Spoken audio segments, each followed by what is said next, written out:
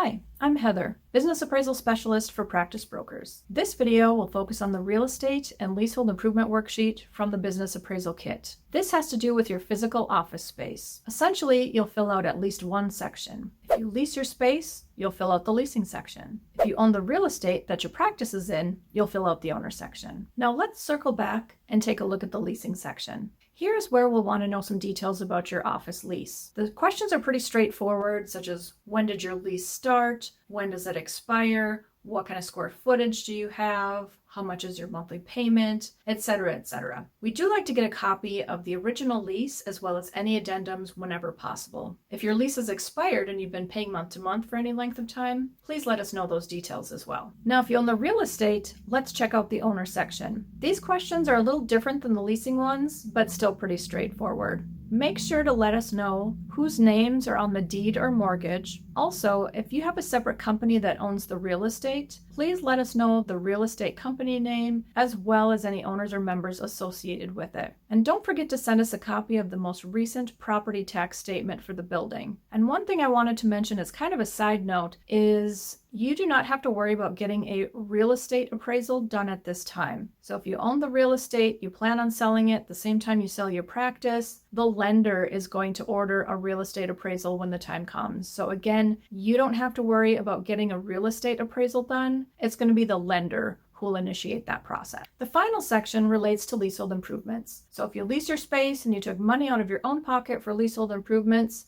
fill out this section. But only include leasehold improvements that you or your business paid for, not what the landlord paid for. Some typical improvements might include an initial build out, maybe you're expanding your square footage, maybe you're doing a little remodeling, perhaps you added an x-ray room. Those are all pretty typical examples of leasehold improvements. But don't include carpet or interior paint unless it was part of an initial build out or part of a remodeling project. Also, don't include exterior work that was done on the property, such as new roof, new siding, new windows, new HVAC unit. Maybe last year you repaved the parking lot. Leave those exterior items off the list, as we will only be putting a value on interior improvements that you paid for. So again, leave that exterior work off the list, but do include interior improvements that you paid for. And one final note, please provide us with any type of receipts, quotes, or invoices for any leasehold improvements over $5,000. We hope you found this video helpful. If you have any further questions, just let us know.